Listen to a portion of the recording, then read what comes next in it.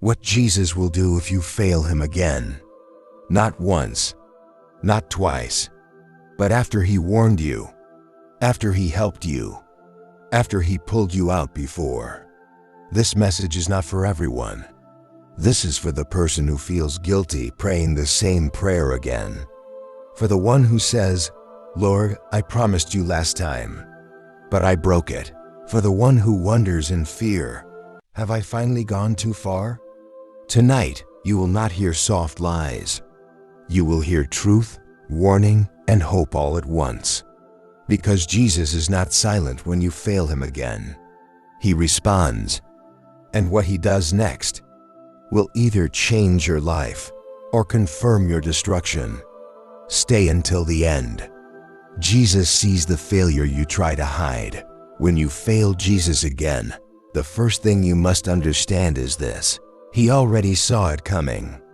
Before you fell back into that sin, before you opened that door again, before you made that choice you swore you wouldn't repeat, Jesus knew.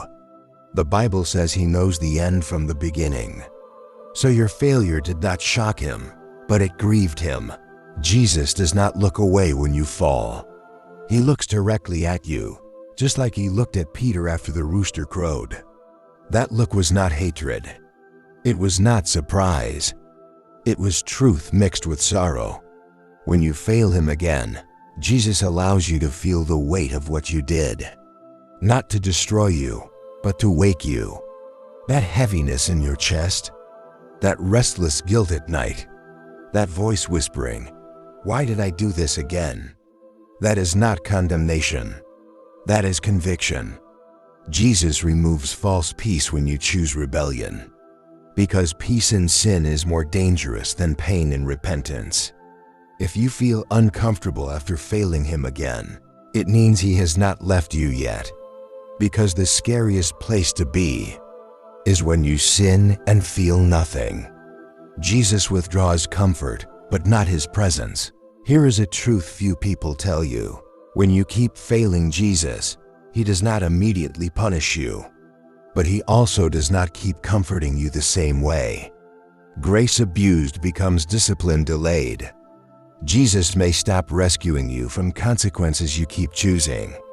He may allow you to feel the full result of your actions, not because he hates you, but because he refuses to enable your destruction.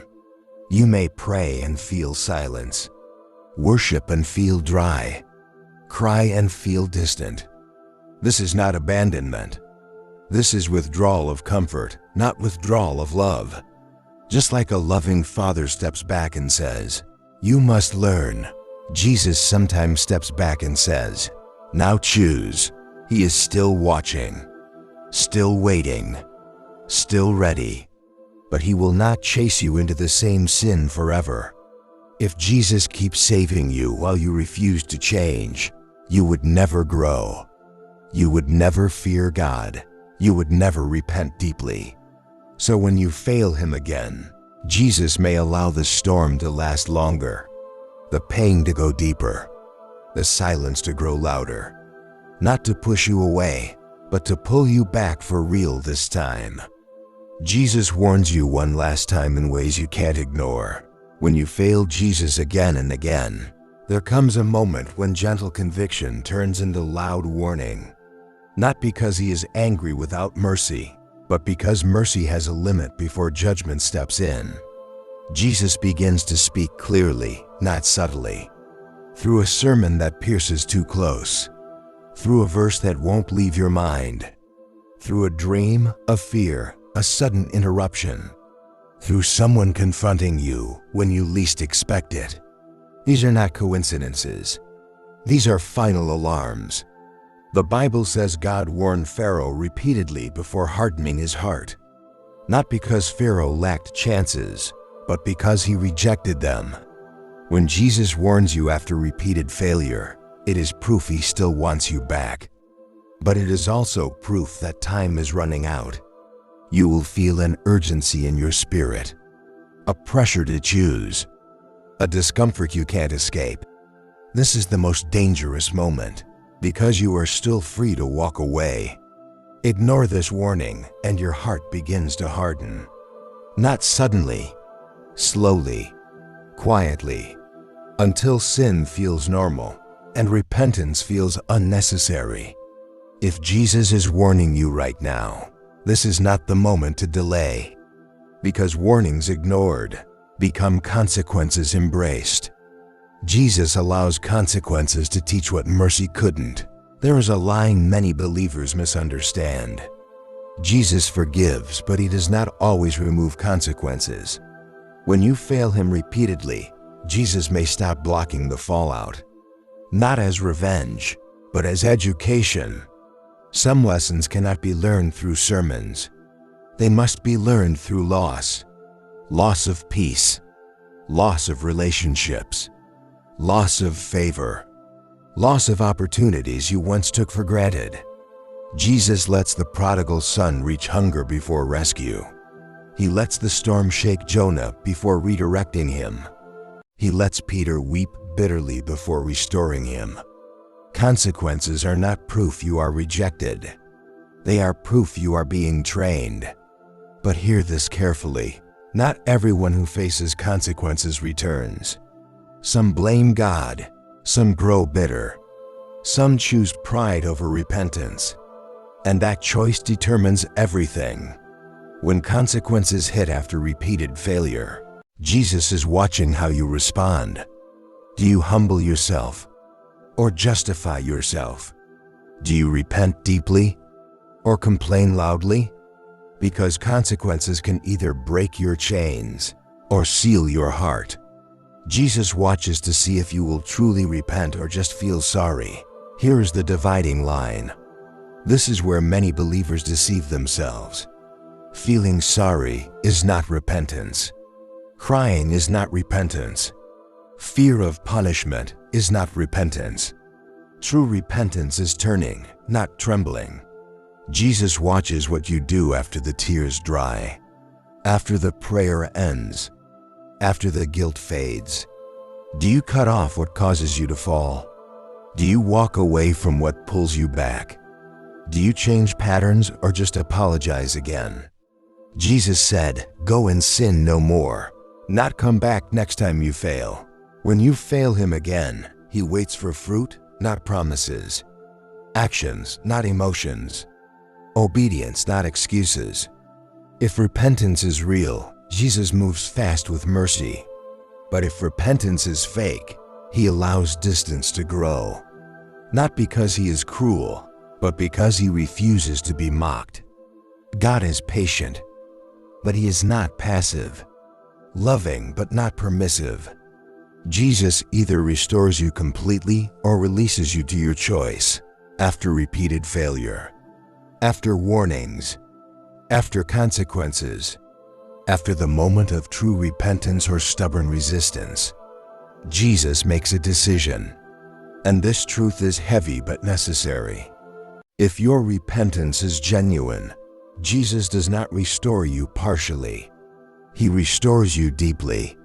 He restores your authority, your peace, your identity, your calling.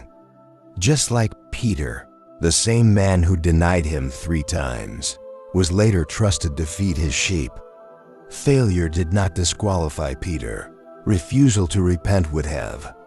When Jesus sees humility without excuses, obedience without negotiation, and surrender without conditions, he steps in with power. But if you harden your heart, if you keep choosing sin while claiming grace, if you refuse to change while demanding forgiveness, Jesus does something terrifying. He steps back, not angrily, not loudly, quietly. He releases you to the path you insist on walking. Romans says God gave them over to their desires, not because he stopped loving, but because love cannot force obedience. This is not rejection. This is permission. And permission without God is one of the most dangerous places to be. The final thing Jesus does depends on one decision. Here is the truth that decides everything. Jesus does not count how many times you failed. He looks at who you become after failing. Do you return broken or defensive? Do you surrender fully or negotiate secretly? Do you love Him more than your sin or just fear the consequences of sin? Jesus is merciful beyond imagination, but He is also holy beyond compromise. The cross proves His love. The resurrection proves His authority. And right now, He stands at the door and knocks, not forever, but now. This may be your last warning or your greatest comeback, because delayed repentance is disguised disobedience. If Jesus is calling you today, do not harden your heart. This moment matters more than you realize.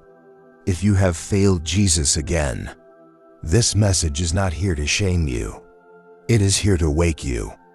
You are not too far gone, but you are not guaranteed another chance. Grace is available. Mercy is extended, but obedience is required. Jesus is ready to restore you if you are ready to surrender completely. Not tomorrow, not later, not after one more sin. Now, choose repentance over pride, surrender over excuses, life over destruction. Because what Jesus will do, if you fail Him again, depends on what you do next. If this message pierced your heart, do not scroll away. Do not ignore conviction. Bow your heart, whisper His name, and come back, for real this time. Jesus is calling.